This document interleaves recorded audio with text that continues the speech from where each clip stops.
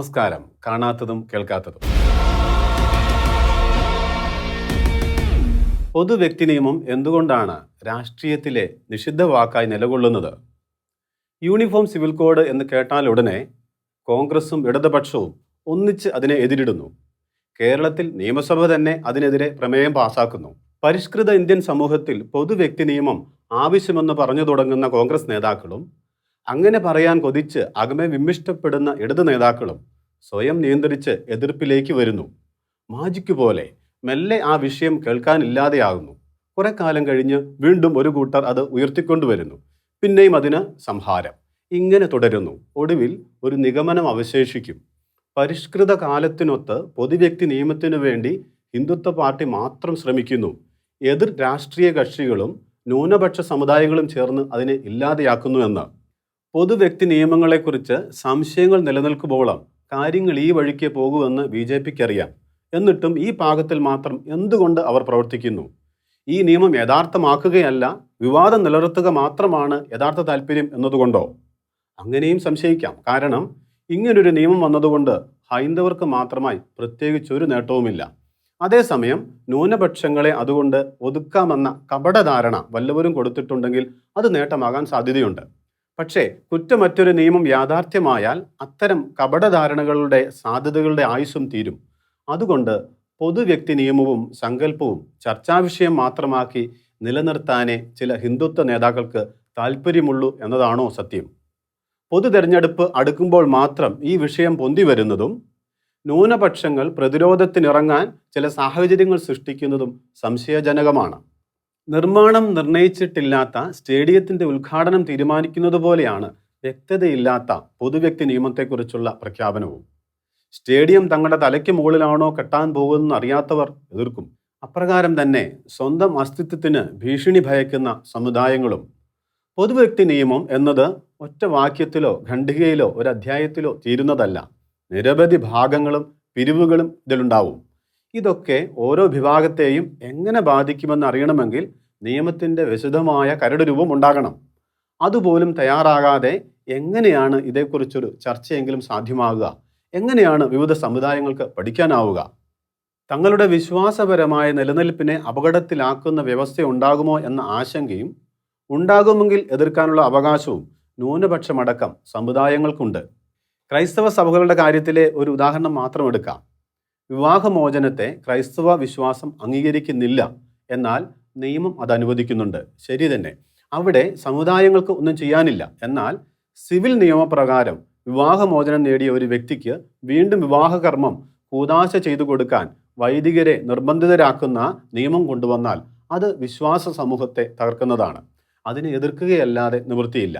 ഈ വിധത്തിൽ അടിസ്ഥാനപരമായ ആശങ്കകൾ മുസ്ലിങ്ങൾക്കും ഇതര സമൂഹങ്ങൾക്കും ഉണ്ടാകാം. എന്നാൽ മതത്തിൻ്റെയോ വിശ്വാസത്തിൻ്റെയോ പേര് പറഞ്ഞ് തർക്കിക്കാൻ അവകാശമില്ലാത്ത കാര്യങ്ങളുമുണ്ട്. ഏകഭാരിത്വവും ഏകഭർത്തൃത്വവും. വിവാഹമോചനത്തിൻ്റെ കാര്യത്തിൽ സ്ത്രീ പുരുഷ അവകാശ സമത്വം, മാതാപിതാക്കളുടെ സ്വത്തിൽ മക്കൾക്കും ജീവിത പങ്കാളിയുടെ സ്വത്തിൽ ഭാര്യയ്ക്കും ഭർത്താവിനും സ്വാഭാവിക അവകാശം എന്നിവ. ആലോചനയിൽ പോലുമില്ലാത്ത കാക്കത്തൊള്ളായിരം മറ്റ് വകുപ്പുകളുടെ പേരിൽ പുകമറ സൃഷ്ടിച്ച് പൊതുവ്യക്തി നിയമം സാങ്കല്പിക ബിംബമാക്കി മുതലെടുക്കുന്നതാണ് ഇപ്പോൾ കാണുന്ന കാഴ്ച. അതിനു പകരം മുൻപറഞ്ഞ കാര്യങ്ങളിൽ തർക്കമില്ലാത്ത പൊതുവ്യവസ്ഥ നടപ്പാക്കാമെന്ന് BJP സർക്കാർ പറയാത്തത് എന്തുകൊണ്ടാണ്? ഒരു പരിഷ്കൃത സമൂഹവും അനുവദിക്കുന്നവയല്ല ബഹുഭാര്യത്വവും ബഹുഭർത്തൃത്വവും, അഥവാ പോളിഗമിയും പോളിയാൻഡ്രിയും. ക്രൈസ്തവരും പാഴ്സികളും അത് അംഗീകരിക്കുന്നില്ല. അതേസമയം ഇന്ത്യൻ സമൂഹത്തിലെ മിക്ക വിഭാഗങ്ങളും ബഹുഭാര്യത്വം വിലക്കിയിരുന്നില്ല. ചില ഗോത്ര വിഭാഗങ്ങൾ ബഹുഭർത്തൃത്വവും. ഇവിടെ ബഹുവിവാഹം നടപ്പുള്ളത് മുസ്ലിങ്ങൾക്കിടയിൽ മാത്രമല്ല എന്നല്ല, അതവർക്ക് നിർബന്ധമോ നിലനിൽപ്പിനെ ബാധിക്കുന്നതോ അല്ല. ഒന്നിലേറെ ഭാര്യമാർ എന്നത് മുസ്ലിം സമുദായത്തിൻ്റെ തനത് നിർബന്ധവും ആവശ്യവുമാണെന്ന ധാരണ പരത്താനാണ് ചിലരുടെ ശ്രമം. ഇന്ത്യയിലെ വ്യാപകമായ ബഹുവിവാഹ സമ്പ്രദായത്തിന് ആദ്യം നിരോധനം ഏർപ്പെടുത്തിയത് ബ്രിട്ടീഷ് സർക്കാരാണ്. പിന്നീട് 1955 ഹിന്ദു വിവാഹ നിയമം ഹിന്ദു, സിഖ്, ബുദ്ധ, ജൈന വിഭാഗങ്ങളിലെ ബഹുഭാര്യത്വം നിരോധിച്ചു. മുസ്ലിം നിയമം അനുവദിച്ചിരുന്ന ബഹുവിവാഹം നിരോധിക്കപ്പെട്ടിട്ടില്ല. അതാകട്ടെ മതത്തിലെ ആനുകൂല്യമെന്നല്ലാതെ വിശ്വാസത്തെ താങ്ങി നിർത്തുന്ന നിയമമോ നിർബന്ധമോ അല്ല എന്നാണ് മനസ്സിലാക്കപ്പെടുന്നത്. ബഹുഭാര്യാത്വത്തിന്റെ കാര്യത്തിൽ വിചിത്രമായ സംഗതി ഇതാണ്. നിരോധിക്കപ്പെട്ട കാര്യമായിട്ടും രാജ്യത്ത് ഹൈന്ദവർക്കിടയിൽ ബഹുഭാര്യാത്വമുണ്ട്. 2 വർഷം മുമ്പത്തെ കണക്ക് പ്രകാരം 1.3%, സിഖുകാരിൽ 0.5%, അനുവാദമുള്ള മുസ്ലിം സമൂഹത്തിൽ 1.9%. ഏറ്റവും കൂടുതലുള്ളത് ഗോത്രവിഭാഗങ്ങളിലാണ്, 2%-ലേറെ.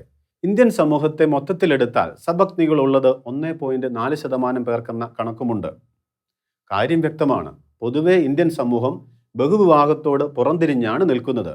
അനുവാദമുള്ള മുസ്ലിം സമൂഹത്തിൽ പോലും വളരെ കുറച്ച് പേർ മാത്രമാണ് അവലംബിക്കുന്നതെങ്കിൽ അത് ആശ്വാസ്യമോ സ്വീകാര്യമോ ആയി അവരും കരുതുന്നില്ല എന്നല്ലേ അർത്ഥം. സാഹചര്യം ഇതായിട്ടും ലിംഗസമത്വത്തിനും ലിംഗനീതിക്കും പ്രഥമദൃഷ്ട്യാ എതിരായിട്ടും ബഹുവിവാഹത്തെ പാടെ നിരോധിക്കാൻ എന്താണ് തടസ്സം? പൊതുവ്യക്തി നിയമം എന്ന പുകമറ മതി ചിലർക്ക്, പ്രത്യേകിച്ച് നിയമത്തിനായി വാദിക്കുന്ന രാഷ്ട്രീയ പക്ഷത്തിന്. മറുവശത്ത് മുസ്ലിങ്ങൾ അടക്കമുള്ള വിഭാഗങ്ങളിലെ ചിലരുടെ അമിത ഭയം, എല്ലാം തങ്ങളെ തകർക്കാനാണെന്നും തകർത്തു കളയുമെന്നുമുള്ള ആശങ്ക. ആ ആശങ്ക മുതലെടുത്ത് അവർക്ക് വേണ്ടി എന്ന മട്ടിൽ എതിർക്കുന്ന മറുപക്ഷങ്ങൾ. വിവാഹമോചനം അനുവദിക്കുന്ന സമുദായങ്ങൾ പോലും അക്കാര്യത്തിൽ സ്ത്രീ പുരുഷ സമത്വം അംഗീകരിക്കുന്നില്ലെങ്കിൽ സർക്കാർ ചെവിക്കൊള്ളേണ്ടത് ഏതു സ്വരം? രാഷ്ട്രീയ ലക്ഷ്യത്തിൽ കവിഞ്ഞതൊന്നും ഇക്കാര്യത്തിൽ BJP നേതൃത്വത്തിന് ഇല്ലെന്ന് വേണം മനസ്സിലാക്കുവാൻ. ഉണ്ടെങ്കിൽ എത്രയോ മുമ്പേ അവർ പൊതു നിയമത്തിന്റെ പരിധിയും പരിമിതിയും എല്ലാം വ്യക്തമാകുന്ന വിധം സുവ്യക്തമായ കരട് രൂപം തയ്യാറാക്കുമായിരുന്നു. തർക്കമുണ്ടാകാൻ പാടില്ലാത്ത കാര്യങ്ങൾ എത്രയോ നേരത്തെ തുറന്ന് പ്രഖ്യാപിക്കുമായിരുന്നു. ആൾക്കൂട്ടത്തിന്റെ കയ്യടിക്ക് വേണ്ടി മാത്രം നിയമനിർമ്മാണം നടത്തുന്ന പ്രവണത എല്ലാ രാഷ്ട്രീയ പക്ഷങ്ങൾക്കുമുണ്ട്. ആലോചനയില്ലാതെ വകുപ്പുകൾ ഉൾപ്പെടുത്തുന്ന രീതിയും. ഒരു ഡോക്ടറുടെ ദുരന്തം തടയാൻ കഴിയാതെ പോയതിന്റെ പരിഹാരം രോഗീപക്ഷത്തു നിന്ന് രോഷം കൊള്ളുന്നവരെയെല്ലാം കുറ്റവാളികളാക്കുന്ന നിയമമാണോ? സ്ത്രീകളുടെ വാക്ക് മാത്രം കേട്ട് ഏതു പുരുഷനെയും പ്രതിയാക്കാമെന്ന നിയമമുണ്ടാക്കിയവർ സൃഷ്ടിച്ച കുരുക്ക് ഇപ്പോഴും നിലനിൽക്കുന്നു. ഉദ്യോഗസ്ഥർ എഴുതി വയ്ക്കുന്നത് നിയമമാക്കി അതിൻ്റെ രാഷ്ട്രീയ ലക്ഷ്യം മാത്രം മോഹിക്കുന്ന സർക്കാരുകൾ ജനങ്ങൾക്ക് സമ്മാനിക്കുന്നത് വിപത്താണ്. പൊതുവ്യക്തി നിയമം പുകമറയാക്കുന്നതിനേക്കാൾ വലിയ വിപത്ത്. എങ്കിലും പുകമറ രാഷ്ട്രീയവും ബന്ധപ്പെട്ടവർ ഉപേക്ഷിക്കണം. നേർവഴിക്ക് നീങ്ങാൻ സന്നദ്ധമാകുന്നതുവരെ പൊതുവ്യക്തി നിയമമെന്ന ബിംബം ഉയർത്തിക്കാട്ടുന്ന രാഷ്ട്രീയ കളി അവസാനിപ്പിക്കുകയാണ് ഉപകാരം.